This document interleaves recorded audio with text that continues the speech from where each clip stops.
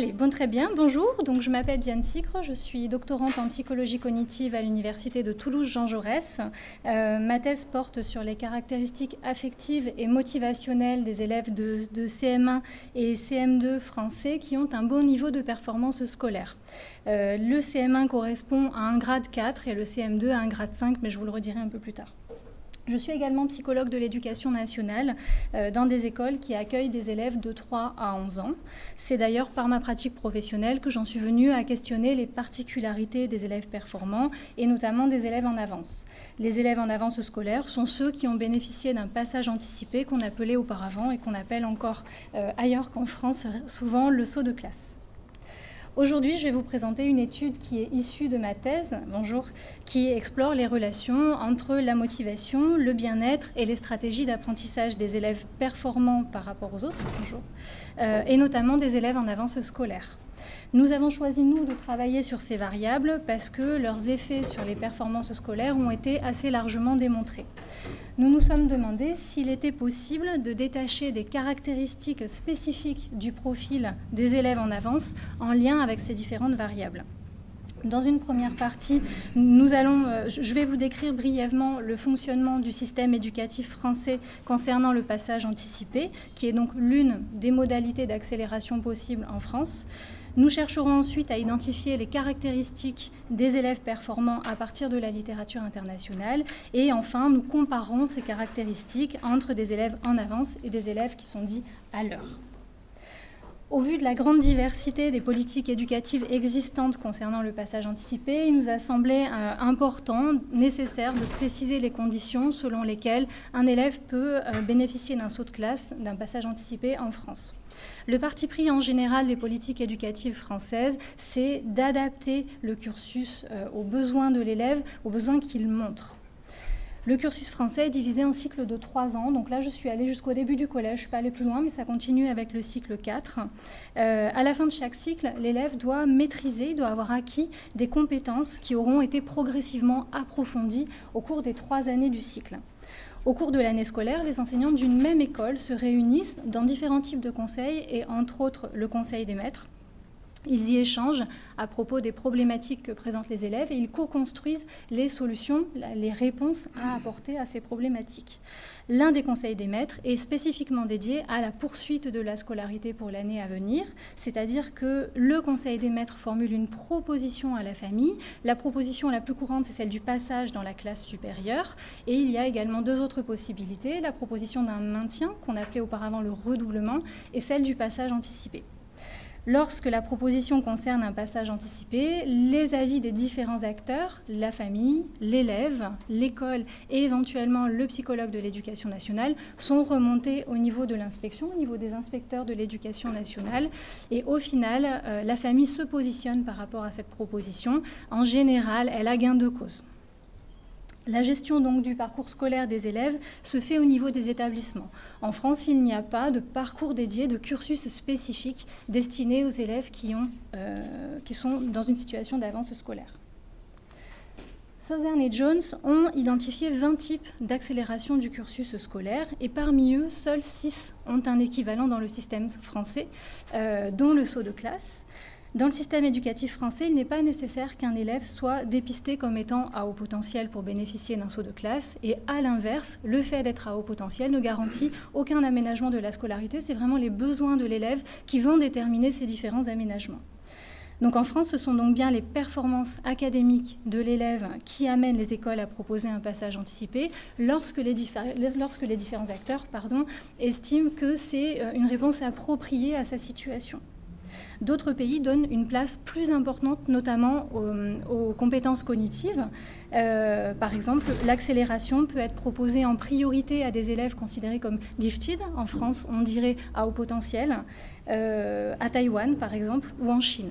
Cette différence de perspective, à elle seule, elle peut rendre difficilement comparables les protocoles et les pratiques d'accélération en France et ailleurs dans le monde. À partir de la littérature concernant nos différentes variables, nous pouvons relever plusieurs caractéristiques qui ressortent des élèves performants sur le plan académique. Donc les élèves performants ont un sentiment d'efficacité personnelle plus élevé que les autres. Ce sentiment d'efficacité personnelle est renforcé par des expériences de réussite scolaire. Les élèves performants font également preuve de plus de comportements d'autorégulation dans les apprentissages en lien avec un CEP élevé.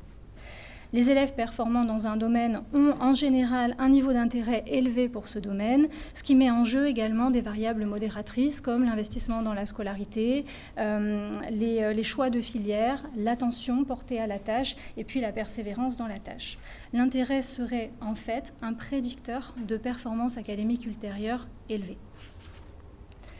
La littérature internationale souligne que les buts de maîtrise approche sont particulièrement propices à des performances académiques élevées, mais l'adoption de buts de performance approche peut également permettre des performances élevées, à l'inverse des buts de performance évitement et de maîtrise évitement qui sont plutôt corrélés à de l'anxiété et des performances plus faibles. Voilà. L'anxiété est globalement défavorable aux performances académiques, avec une petite nuance. Certains auteurs ont pu montrer qu'il pouvait y avoir une fonction adaptative de l'anxiété, c'est-à-dire que l'anxiété viendrait élever le niveau de motivation des apprenants pour leur permettre de réaliser les efforts nécessaires aux apprentissages.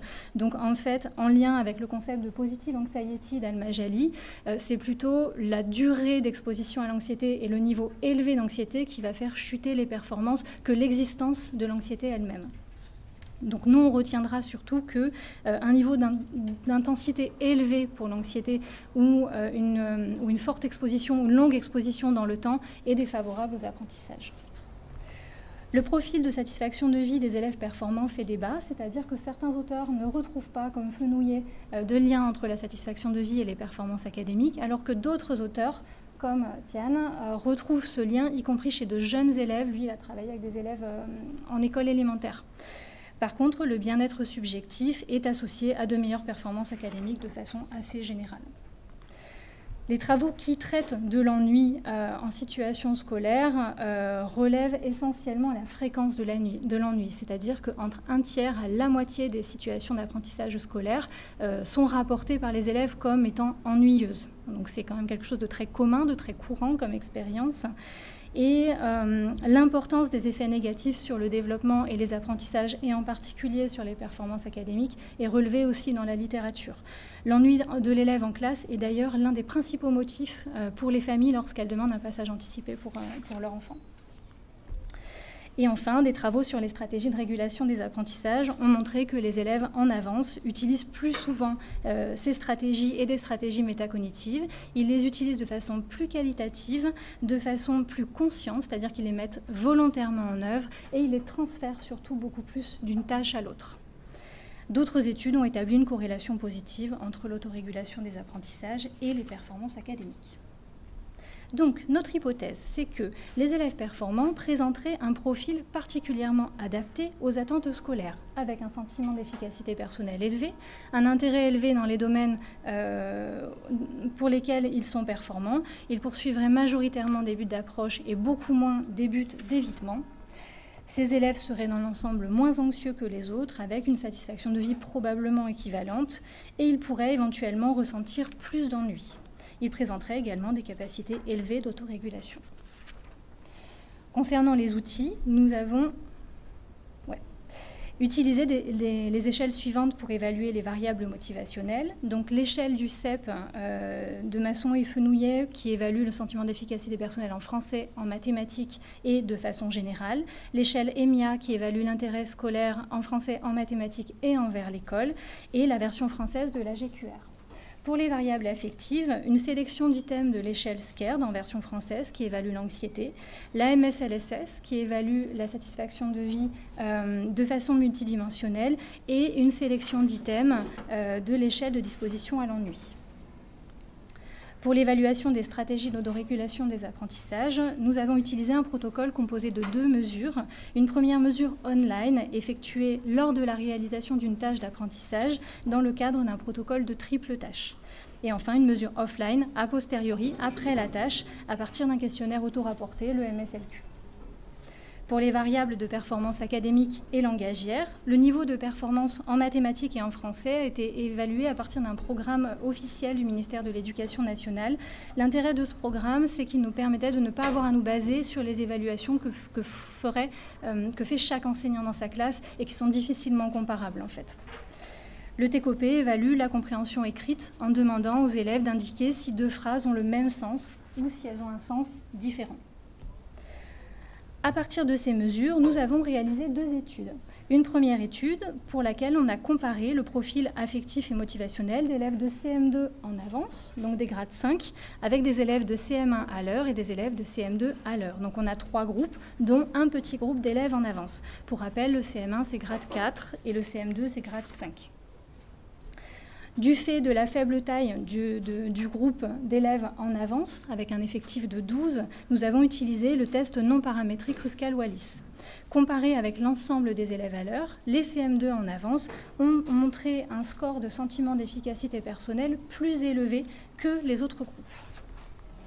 Concernant les performances scolaires, le score total des élèves en avance est supérieur aux autres groupes et leur score de non-réponse est plus faible que les autres groupes, ce qui est cohérent avec un niveau de CEP plus élevé. Dans notre seconde étude, nous avons sélectionné 3 groupes de 12 participants à partir d'un protocole, je vous ai indiqué la référence, qui préconise de comparer les élèves en avance à la fois avec des pairs de même âge, c'est-à-dire de même âge et performants, donc c'est-à-dire ici des CM1 performants, des élèves qui en fait ont un profil comparable mais qui n'ont pas sauté de classe, et à la fois avec des pairs qui sont dans leur classe et moyennement performants, c'est-à-dire l'élève ordinaire, classique, moyen, avec lequel ils sont scolarisés dans la vie courante.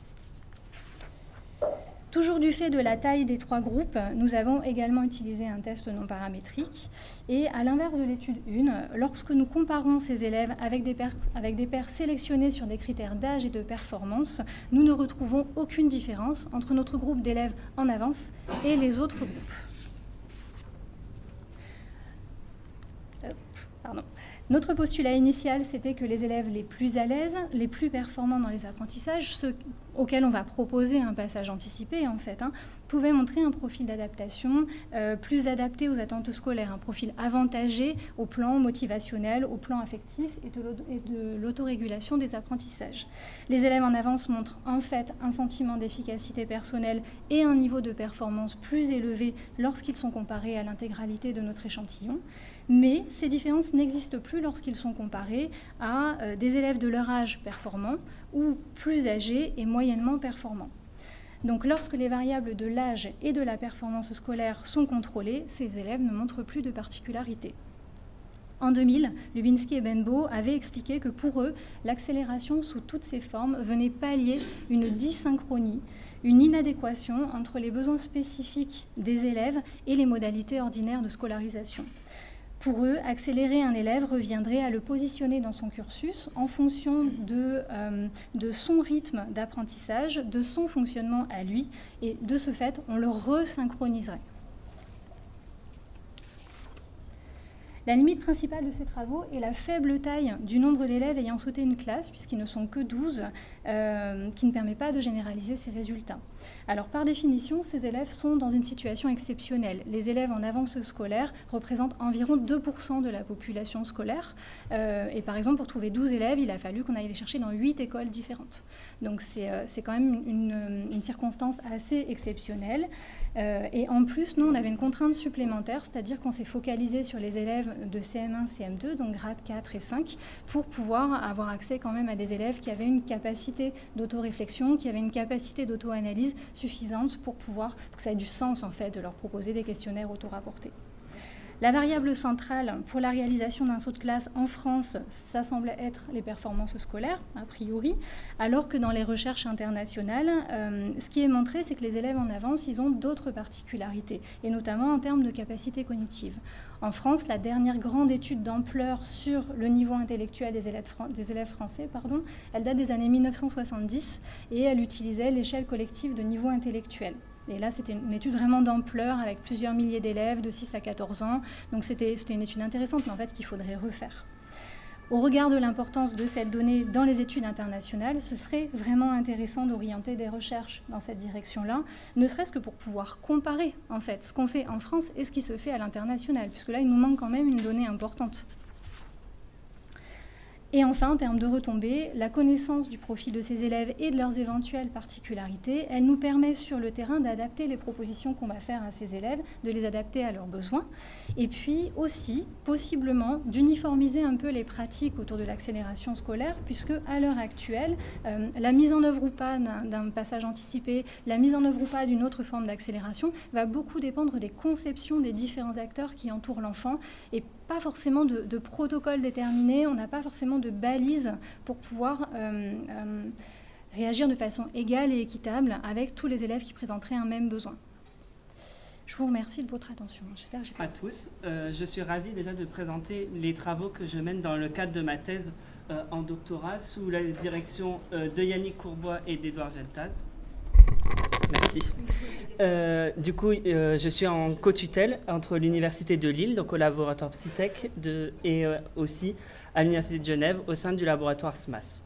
Mes travaux portent sur l'évaluation de la reconnaissance des émotions dans les mouvements biologiques humains chez des enfants typiques et présentant une déficience intellectuelle. Donc, au niveau international, nous assistons depuis plusieurs années à une évolution des politiques inclusives qui visent l'inclusion des personnes en situation de handicap.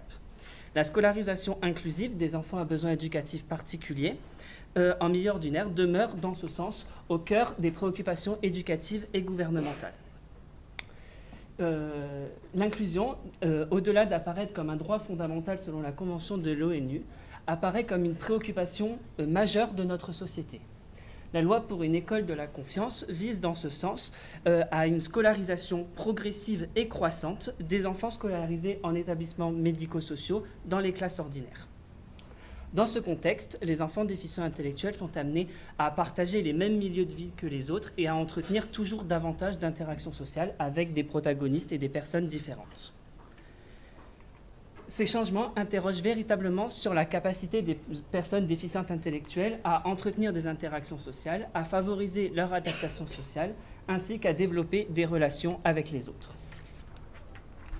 Les personnes déficientes intellectuelles présentent des retards ou déficits de développement dans leurs habiletés socio-émotionnelles. Leur fonctionnement social limité les entrave dans leur participation à la communauté, dans leur insertion dans la société et participe substantiellement à leur isolement social. Leur difficulté ou retard ou déficit de développement en cognition sociale est susceptible d'expliquer leur retrait social et les difficultés qu'ils rencontrent dans leur adaptation dans ces interactions sociales. Ces difficultés en cognition sociale sont en lien, ou du moins en grande partie expliquées, par des difficultés qui sont liées à la reconnaissance des émotions dans les interactions sociales. En effet, les compétences émotionnelles entrent en jeu dans la manière qu'on a de créer et de construire nos relations sociales. D'après Edouard Geltaz, une meilleure capacité à reconnaître ses propres émotions, mais aussi celles d'autrui, contribue au développement des compétences sociales et émotionnelles. Ainsi, on peut se demander aujourd'hui comment on étudie ces capacités de reconnaissance des émotions avec les enfants. Donc on utilise principalement ce qu'on appelle des expressions faciales, donc des photos de visage, mais aussi tout un ensemble de supports statiques tels que des livres, des histoires, des jeux ou encore des scénettes émotionnelles par exemple. Néanmoins, la perception des émotions d'autrui, elle se construit par l'intégration de l'ensemble des informations visuelles que l'on perçoit, donc qu'elles soient relatives au visage, donc aux expressions faciales, ou également au mouvement du corps. Ces techniques qu'on a vues précédemment, donc qui sont basées sur l'image, elles sont peu représentatives de la réalité et elles ignorent totalement l'influence du mouvement dans la reconnaissance des émotions. Du coup, le recours à ce type de matériel statique ne serait pas forcément ce qu'il y a de plus adapté auprès d'enfants déficients intellectuels, notamment au vu de leurs difficultés de communication, d'expression et de verbalisation. Donc certains chercheurs en appellent depuis plusieurs années à employer des paradigmes qui intégreraient des indices dynamiques. Ces indices corporels, ils pourraient être de bons indicateurs pour la reconnaissance des émotions. Et étant donné que les mécanismes qui traitent ces informations du mouvement, ils pourraient être des composantes importantes dans la reconnaissance des émotions pour les enfants déficients intellectuels ou les enfants présentant des troubles du neurodéveloppement. Les mouvements biologiques humains y permettent dans ce sens de distinguer de nombreuses émotions et de juger des états émotionnels et affectifs des autres, tout en participant à la communication sociale. La procédure expérimentale qui a été développée par Johnson à partir de 1973 présente ces mouvements corporels en points lumineux sous une forme minimaliste, sans aucune autre information visuelle que celle qui est portée par le mouvement du corps, et donc sans interférence figurative du corps en lui-même et de ses différentes caractéristiques. Il est ainsi possible de discriminer des mouvements biologiques, des mouvements non biologiques, et ça très tôt au cours du développement, à partir de 4 mois après la naissance, ce qui fait de ce type de matériel un matériel que l'on pense particulièrement robuste pour la reconnaissance des émotions auprès d'enfants présentant des troubles du neurodéveloppement. La compréhension de la dimension émotionnelle et sociale à partir de cette cinématique du corps, elle a rarement été étudiée dans une approche développementale auprès de populations cliniques. En effet, peu d'études semblent apporter des éléments pour comprendre la nature de ces troubles. Et les quelques études qu'on observe néanmoins dans la littérature et qui ont été menées auprès de personnes avec troubles du spectre de l'autisme montrent que, dans leurs discussions, discutent du fait qu'ils n'ont pas effectué leurs analyses en s'appuyant sur un appariement en fonction du profil cognitif des participants. Il y a donc une nécessité réelle qui apparaît d'étudier ces capacités de reconnaissance des émotions dans les mouvements biologiques chez des enfants qui présentent des troubles du neurodéveloppement en réalisant un appariement qui s'appuie sur l'efficience cognitive. Donc les mouvements biologiques humains, comme je vous l'ai dit, apparaissent comme des outils à exploiter pour étudier la perception du langage corporel émotionnel auprès de ces populations cliniques, mais aussi pour comprendre les processus cognitifs qui pourraient être impliqués dans cette reconnaissance des émotions et plus généralement du coup dans les interactions sociales. Donc dans le cadre de ces études, on avait pour objectif d'étudier comment les enfants qui présentent une déficience intellectuelle utilisent ces mouvements biologiques humains pour reconnaître les émotions. Et donc on a décliné ça en plusieurs questions de recherche qui étaient notamment de savoir comment les enfants au développement typique reconnaissent les émotions dans le mouvement biologique humain au cours de leur développement et à voir si ces résultats sont en concordance avec ce qu'on observe dans la littérature. Et ensuite de se demander quelles différences on pourrait constater par rapport aux enfants déficients intellectuels. Donc nous avons eu plusieurs hypothèses sur lesquelles je reviendrai par la suite. Mais nous nous attendions notamment à ce que la capacité à reconnaître les émotions dans le mouvement biologique humain s'améliore avec l'âge chronologique de nos participants typiques, mais également pour nos participants déficients intellectuels, mais dans une moindre mesure. Ensuite, nous nous attendions à ce que la capacité à reconnaître ces émotions s'améliore également en fonction de l'efficience cognitive de nos participants, à la fois pour les enfants typiques et déficients intellectuels. Après appariement, nous nous attendions à ce qu'à âge chronologique et à efficience cognitive équivalente, les enfants typiques reconnaissent toujours mieux les émotions que les enfants déficients intellectuels. Donc pour cela, nous avons réalisé une tâche sur ordinateur, donc à partir du logiciel Inquisiti sur lequel la tâche était codée. Nous avons utilisé des autocollants de réponse qu'on positionnait sur le clavier et qui étaient des pictogrammes qui étaient adaptés à la déficience intellectuelle et qui avaient été développés par Vasilevska et Hall. Nous avons utilisé les matrices progressives de Raven 2 et le domaine de socialisation du questionnaire de Vinland pour effectuer les appariements et plusieurs banques de stimuli en points lumineux sur lesquels je reviendrai par la suite. Donc nous avons tout d'abord prétesté le matériel expérimental. Donc nous avons pris l'ensemble de la banque de données de mouvements biologiques humains émotionnels et non émotionnels développés par Atkinson. Et nous l'avons présenté à 110 adultes typiques qui étaient susceptibles d'avoir un niveau de reconnaissance maximal. Et nous avons donc sélectionné 24 vidéos de mouvements biologiques humains par accord interjuge lorsque celui-ci était supérieur à 75%, à la fois pour la tâche de discrimination et pour la tâche de reconnaissance. Nous avons ensuite mené l'ensemble de la tâche expérimentale, ce que je vous explique juste après, auprès de 170 enfants, dont 129 enfants typiques et 41 enfants déficients intellectuels. Les enfants typiques étaient recrutés dans des écoles maternelles ou élémentaires du nord de la France, et les enfants déficients intellectuels étaient recrutés dans des établissements médico-sociaux, également du nord de la France. Donc après avoir contacté les participants, présenté l'étude, recueilli les formulaires de consentement et toutes les autres démarches, nous avons recueilli le formulaire de consentement et les questionnaires de socialisation, Ainsi, et lorsqu'on a reçu l'enfant, nous avons fait passer les matrices progressives de Raven 2. Ces 2 tâches étaient nécessaires pour effectuer l'appariement ultérieur. Ensuite, nous avons proposé à l'enfant toute une tâche expérimentale sur une cuisine, donc tout d'abord avec 2 tâches de contrôle, donc une tâche de familiarisation, que j'explique juste après, qui visait à ce que les enfants se familiarisent avec le matériel en point lumineux, les différentes modalités de réponse, etc. Et une tâche de compréhension qui visait à s'assurer que les enfants aient bien compris chacune des émotions et associent bien chacune des émotions avec la modalité de réponse. Nous présentions ensuite 2 tâches expérimentales, donc une tâche de discrimination, une tâche de reconnaissance, et nous remercions les participants pour leur participation. 2 études distinctes ont été menées à partir de ce protocole expérimental. Donc une première étude développementale auprès de 129 enfants typiques qui visait à étudier l'évolution de capacités de discrimination et de reconnaissance des enfants typiques. Voilà. Et ensuite, une étude de comparaison des performances des enfants typiques aux enfants déficients intellectuels dans cette capacité à reconnaître les émotions dans le mouvement biologique humain. Donc la première tâche était une tâche de familiarisation dans laquelle nous avons montré aux participants 4 stimuli d'animaux en points lumineux issus de la banque de stimuli de Grossman et Blake et 4 stimuli d'objets en points lumineux issus de la banque de Beauchamp et Hall. Et les enfants devaient dire juste est-ce que c'était des animaux ou est-ce que ce n'était pas des animaux, juste pour familiariser avec les points lumineux et le type de matériel.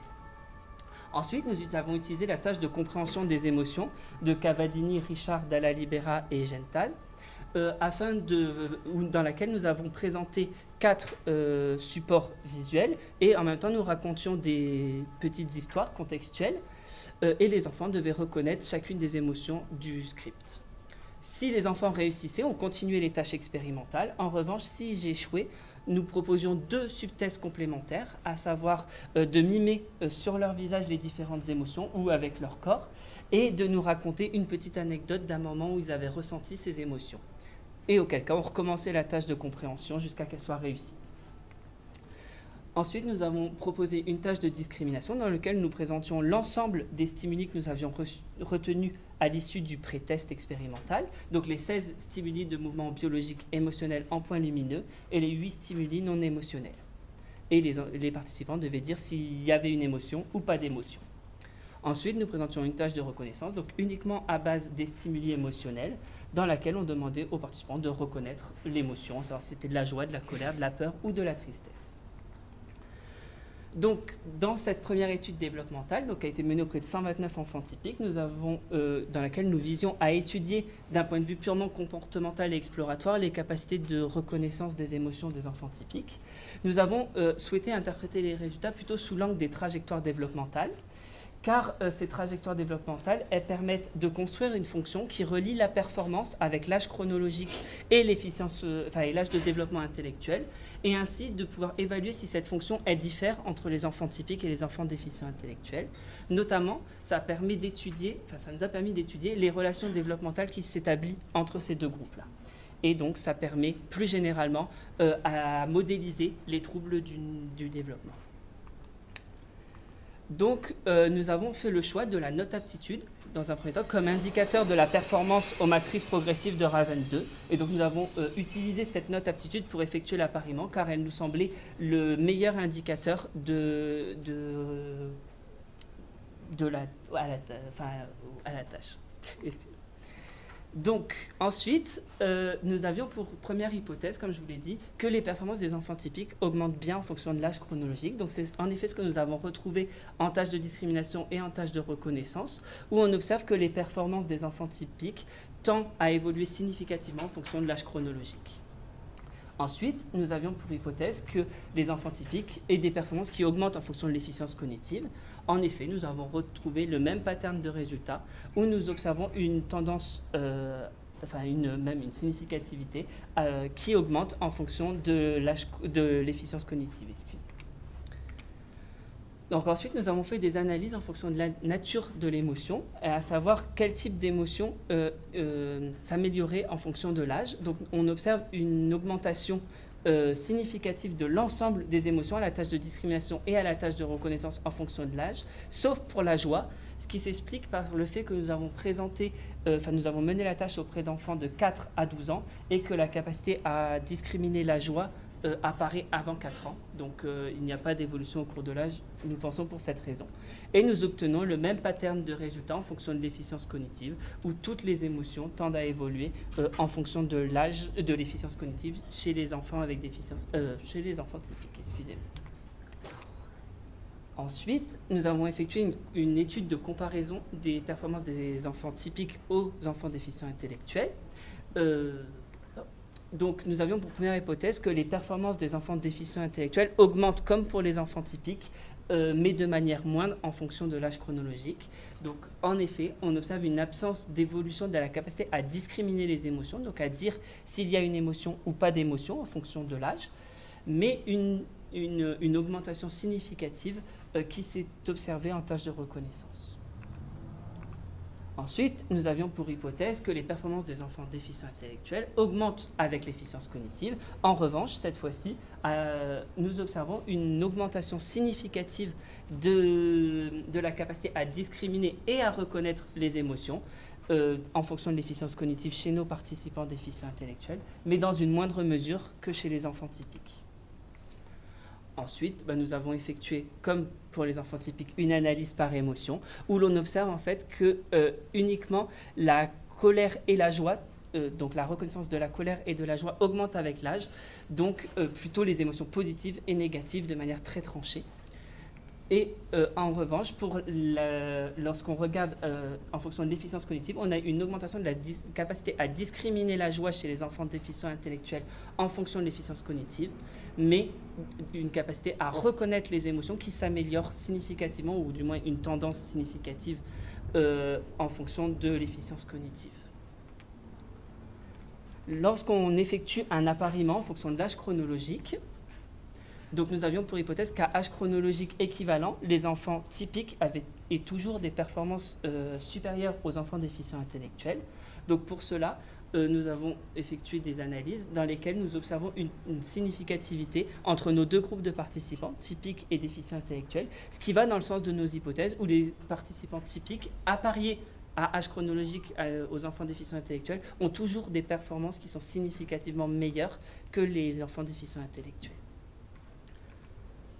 Donc lorsqu'on fait une étude des différences des performances aux tâches de discrimination et de reconnaissance entre chaque émotion, on observe que les enfants typiques ont une capacité à discriminer l'absence d'émotion qui est bien meilleure que les enfants déficients intellectuels, et également une capacité à reconnaître l'ensemble des émotions qui est meilleure à âge chronologique équivalent que les enfants déficients intellectuels.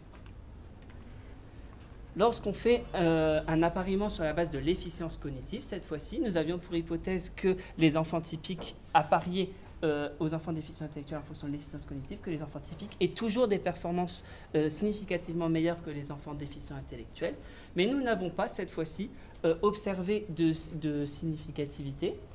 En effet, on peut observer que nos participants déficients intellectuels ont des performances qui sont meilleures que nos enfants typiques à efficience cognitive équivalente, ce qui peut s'expliquer notamment par le fait qu'à efficience cognitive équivalente, il semble que les enfants déficients intellectuels aient compensé leurs difficultés en reconnaissance des émotions par l'acquisition de stratégies compensatoires par apprentissage ou par entraînement, parce qu'en effet, on a apparié des enfants déficients intellectuels bien plus âgés que des enfants typiques afin qu'ils aient la même efficience cognitive, du moins le même indicateur d'efficience cognitive, et du coup, puisqu'ils avaient un âge plus âgé, ils ont été exposés et ils ont été susceptibles par expérience de développer davantage de stratégies. Donc pareil, nous avons effectué une étude des différences de ces performances pour chaque émotion, et on observe que les enfants typiques ont uniquement une meilleure capacité à discriminer l'absence d'émotion que les enfants déficients intellectuels. En revanche, lorsqu'on regarde les enfants déficients intellectuels ont une meilleure capacité à discriminer l'ensemble des émotions, mais non pas de meilleures performances que les enfants typiques pour reconnaître les émotions.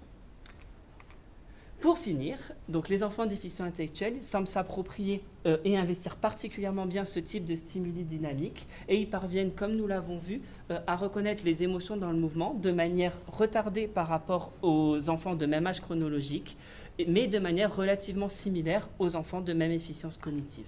Donc il semble donc y avoir un réel intérêt qui apparaît d'utiliser des indicateurs dynamiques auprès des personnes avec déficience intellectuelle, mais il faudra à l'avenir continuer de poursuivre ces travaux dans ce domaine afin de mieux comprendre les particularités en cognition sociale et en reconnaissance des émotions des enfants qui présentent des troubles du neurodéveloppement, puisque les recherches dans ce domaine pourraient apporter, par exemple, leur contribution au développement de nouveaux concepts d'interaction socio-émotionnelle multimodale, donc par exemple avec l'utilisation d'agents virtuels interactifs en réalité virtuelle et qui seraient particulièrement adaptés aux enfants présentant des troubles du neurodéveloppement.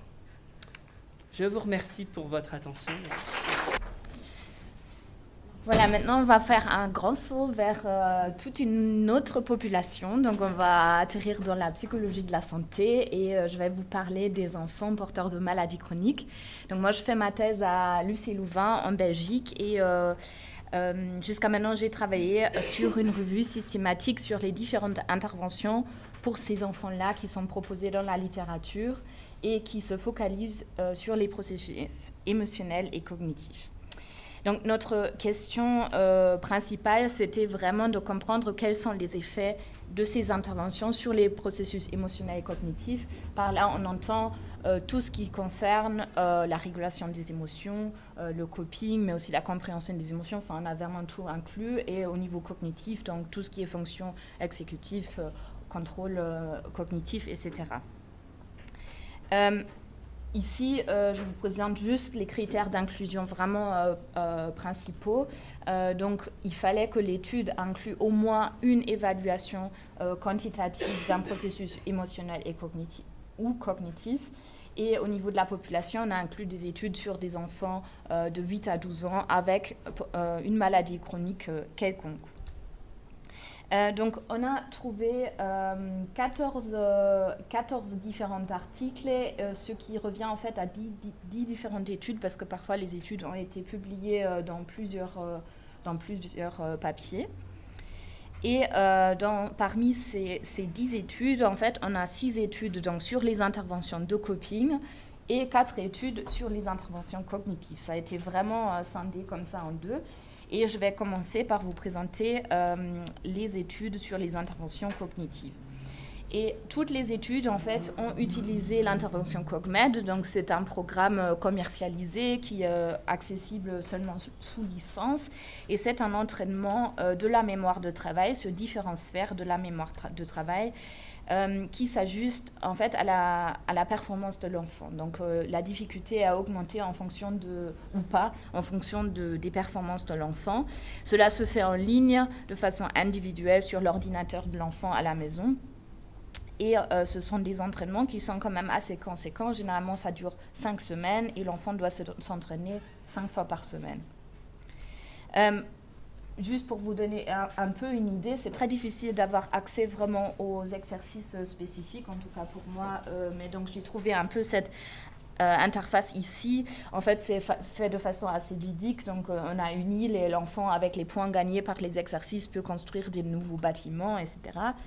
Donc ici, un exemple de l'entraînement de la mémoire de travail visuel où donc, il y a différents ronds qui s'allument et l'enfant doit ensuite se souvenir, cliquer sur les mêmes ronds dans le même ordre ou alors dans l'ordre inverse.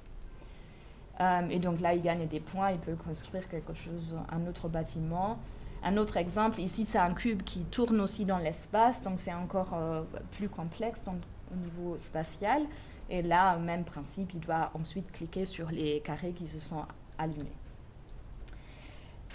Ceci sont les différentes études que nous avons trouvées. Et là, vous voyez en fait qu'il y a seulement une étude qui a qui a utilisé un groupe contrôle actif, c'est-à-dire eux, ils ont fait l'exercice Méga-Mémo qui est en fait identique au CogMed avec la différence que la difficulté ne s'ajuste pas. Sinon, toutes les autres études ont utilisé des groupes contrôle passifs, donc ils étaient sur une liste d'attente. Avant de vous présenter les résultats, en fait, je m'avance un petit peu sur les limites méthodologiques parce qu'il faut vraiment comprendre les résultats dans ces limites. Donc d'abord, dans toute notre revue systématique, donc comme vous avez vu, on a plusieurs études réalisées par les mêmes chercheurs, même si ce n'est pas un problème en soi, ça limite bien sûr la variabilité dans les différentes méthodologies, les approches, et puis là, pour les interventions cognitives, on a vu qu'on a juste un type d'intervention, donc c'est quand même important de le garder en tête. Ensuite, on a remarqué pas mal de problèmes statistiques et dans ces interventions-là, c'était surtout que souvent, il n'y avait pas de correction pour des comparaisons multiples alors qu'ils ont évalué des processus souvent très similaires et avec différentes tâches. Et donc, l'interprétation n'a pas été faite sur des valeurs P ajustées donc, à ces comparaisons. Et aussi, donc de façon générale, on a peu d'études qui rapportent en fait des tailles d'effets. Donc là aussi, on est vraiment limité dans la façon d'interpréter les résultats, bien sûr. J'ai résumé ici donc toutes les tâches cognitives individuelles. Donc là, je n'ai pas pris les index, donc je n'ai pas pris des moyennes de différentes tâches. Donc on a eu 25 tâches cognitives individuelles qui ont été évaluées à court terme. Et parmi celles-ci, il y avait 10 effets d'interaction donc, entre le temps et le groupe qui étaient significatifs. Et parmi ces 10, il y avait seulement 4 qui l'étaient encore à long terme. Donc, assez limité quand même au niveau des bénéfices. Ces améliorations-là, on les observe dans différentes sphères de la mémoire de travail, mais peu d'améliorations rapportées par les parents et les rapports des parents en fait portent plus sur leurs observations sur les fonctions exécutives dans la vie quotidienne. Aussi quelques améliorations de l'attention, mais là pareil, on n'a pas d'amélioration systématique. On aurait pu s'attendre à avoir, on se dit ok, le CogMed, il aide particulièrement la mémoire de travail visuelle et donc on va peut-être avoir des bénéfices dans toutes les études, mais ça c'est pas du tout le cas. Et puis, ce qu'il faut noter, c'est que ces études-là ont évalué très peu de variables plus générales sur le fonctionnement de l'enfant ou sur sa santé psychologique. Donc, en fait, on a juste ces tâches de performance cognitive, mais on n'a pas de transfert vers vraiment le fonctionnement dans la vie quotidienne.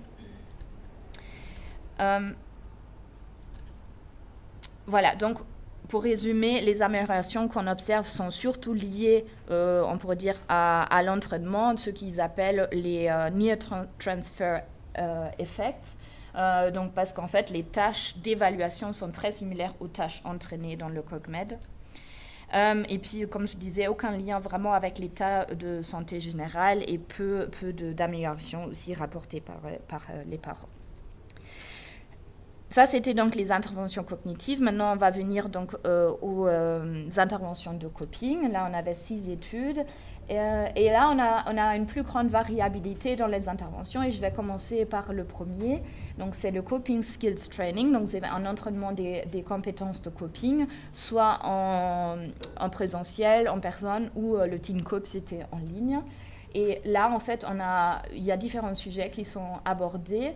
C'est une intervention qui a été conçue spécifiquement pour des enfants porteurs d'un diabète de type 1. Mais c'est important que, en fait, les stratégies de coping, l'entraînement ne porte pas seulement sur des sujets liés directement à la maladie, mais sur tout type de situation dans lesquelles l'enfant peut se trouver. Là, on a moins d'entraînement en comparaison au CogMed, en tout cas. Donc, on a une session par semaine, mais aussi pendant 5 à 6 semaines, et aussi des réunions de parents en parallèle. Le groupe contrôle était en fait un groupe psychoéducatif, et donc là, les sujets étaient vraiment spécifiques à la maladie. Donc ça, c'était surtout la grande différence. Et puis, bien sûr, on ne parle pas spécifiquement des compétences de coping. Ensuite, on a eu 3 autres types d'interventions qui sont toutes plus ou moins basées sur des principes des thérapies cognitivo-comportementales avec différents... ils se focalisent parfois, par exemple ici la dernière, sur des techniques de résolution de problèmes et parfois ils ont lieu pendant un séjour psychoéducatif, etc. Donc un peu le contexte diffère un peu. ces interventions-là ont utilisé que des groupes contrôle passifs, donc liste d'attente ou suivi ou traitement habituel, mais on a très peu de précision sur ce que ça implique comme traitement ou comme suivi habituel. Ça n'a pas vraiment été précisé. Ici, j'attire votre attention surtout sur la colonne donc participants, parce qu'on a une seule étude qui a inclus différents types de maladies, donc une approche transdiagnostique. Toutes les autres études ont inclus des participants avec seulement un type de maladie. Là aussi, petit rappel, donc déjà, avant de vous présenter les résultats sur les limites, même limites ici, bien sûr, pour les groupes collaborateurs. Et puis, au-delà du problème des comparaisons multiples, on a aussi d'autres problèmes statistiques, beaucoup de procédures statistiques pas très claires, ou même des différences au pré-test qui n'ont pas été contrôlées. Et donc, en fait, on ne peut pas vraiment interpréter les résultats. Ensuite aussi, on a aussi des études où on a remarqué des différences entre les tableaux, les graphiques, le texte. Et donc, même si souvent ça ne changeait pas la direction du résultat, c'est quand même pas très rassurant de voir ça. Donc ici aussi un petit tableau récapitulatif. Donc on a 24 variables, 24 sous-échelles de coping. Donc là c'était seulement le coping qui était évalué. Et parmi ces 24, on a seulement 2 effets d'interaction significatifs. Par contre, on a pas mal d'effets de temps significatifs, ce qui signifie donc que les 2 groupes ont augmenté, donc tant le groupe d'intervention principale que le groupe contrôle, et ceci même quand le groupe contrôle était passif. Voilà, ici j'ai mis l'étude qui a observé des effets d'interaction significatifs. Mais alors on peut se dire, ok, bon, peut-être ça n'a pas eu d'effet sur le coping spécifiquement, mais peut-être que ça a quand même eu un impact sur la santé générale. Ici, pas une grande surprise. Il y a pas mal d'autres variables qui ont été évaluées, notamment la qualité de vie ou le fonctionnement de la famille. Mais là, pareil, très peu d'effets d'interaction et aussi pas d'effets systématiques à travers les études.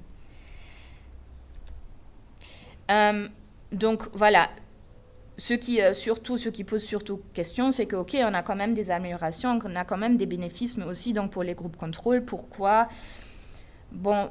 Les auteurs ne donnent pas vraiment d'explication. Ils disent oui, mais c'est quand même mieux que rien parce que bon, à l'adolescence, on sait que parfois ça se dégrade et donc là, c'est pas le cas. Et donc en fait, on a maintenu un niveau, mais bon, ça va pas vraiment au-delà de ça.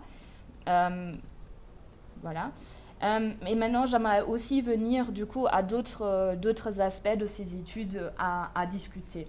Donc, d'abord, on a vu que généralement les études incluaient seulement une maladie par étude. Ce n'est pas un problème en soi, mais on sait aussi aujourd'hui que les approches transdiagnostiques sont aussi très bénéfiques. Et surtout, ce qui me pose problème ici, c'est que en fait, les groupes ont été constitués sur la base d'un diagnostic médical et non pas sur la base en fait de difficultés psychologiques. Donc, c'était un peu comme, on a cette intervention qui est disponible, on le propose parce que ce sont des enfants avec un diabète et non pas, ils ont ce problème spécifique et donc on les inclut sur cette base-là. Donc ça n'a pas été fait. Et ça va même plus loin. En fait, il y a seulement 2 études parmi ces 10 qui ont testé en fait les difficultés au départ. Donc ils n'ont pas inclus sur base des difficultés, ils ont juste inclus sur base du diagnostic médical.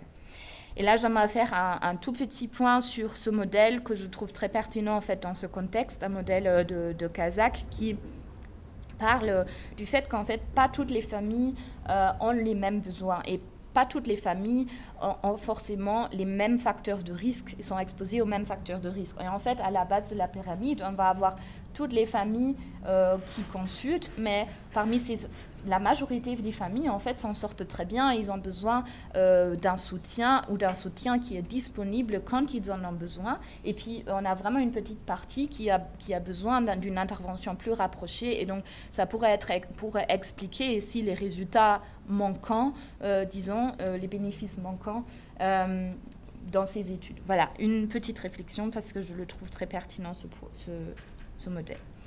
Ensuite, quelques points sur la théorie et la conceptualisation donc, des interventions. Donc, on n'a pas systématiquement des explications sur pourquoi, comment fonctionne en fait l'intervention, même si les études incluses ici ont déjà le bénéfice d'avoir évalué un processus, donc soit émotionnel, soit cognitif.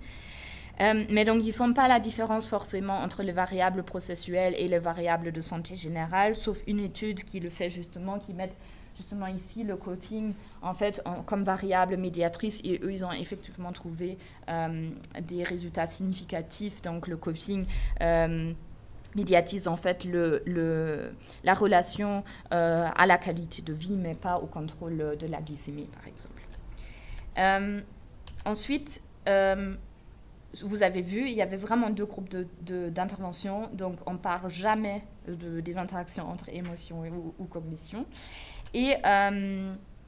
Et puis, voilà, je pense qu'il faut quand même se poser la question, surtout pour les interventions cognitives. Les compétences cognitives, en fait, est-ce que c'est équivalent aux performances aux tests standardisés, ou qu'est-ce que ça apporte à l'enfant, en fait, si on entraîne ça, parce que ça n'a pas été évalué. Et ensuite, pour les processus émotionnels, alors, on a seulement une évaluation de coping. Aucun autre type de processus émotionnel a été évalué. Quelques perspectives. Donc déjà, je pense que si les méthodologies étaient un peu plus robustes, la façon de rapporter les résultats, on aurait peut-être fait un peu plus confiance aux résultats. Là, ce n'est pas vraiment le cas. Maintenant, vaut-il la peine d'investir en fait des ressources pour des interventions qui sont quand même assez importantes au niveau des investissements, de l'investissement du temps et financier aussi. Maintenant, là, avec ces résultats-là, c'est une vraie question, je pense qu'il faut se poser. Il y a peut-être d'autres types d'interventions qui sont plus efficaces. Voilà, l'inclusion des variables médiatrices me semble vraiment indispensable parce qu'on ne comprend toujours pas ce qui se passe dans cette boîte noire. Donc souvent, on propose des interventions, mais voilà, on ne sait pas trop pourquoi ça marche ou pourquoi ça ne fonctionne pas. Élargir le champ théorique parce que, eh bien, on a les apports, surtout dans la psychologie des émotions, mais aussi de la psychologie développementale, mais en fait, c'est pas du tout inclus dans la psychologie de la santé, c'est encore assez séparé, ces champs de recherche. Et puis, bien sûr, une meilleure identification des difficultés et des besoins des enfants et des familles en impliquant les utilisateurs. Et ça, c'est un peu la suite aussi de mon projet de thèse. Donc, on aimerait plus investiguer, en fait, vraiment leurs ressources, leurs difficultés et donc les besoins qui en découlent. Et ceci, d'abord, plus par des entretiens qualitatifs et aussi par des questionnaires, mais on aimerait là surtout avoir le retour des familles sur la pertinence des questionnaires, parce que ça aussi, ça peut être un élément. En fait, nos outils d'évaluation ne sont peut-être pas tout à fait pertinents pour ce type d'études. Voilà, donc voici le financement qui soutient mon projet. Donc c'est un projet européen, une collaboration entre plusieurs universités, et voici donc les personnes qui ont travaillé avec moi sur cette revue. Merci beaucoup.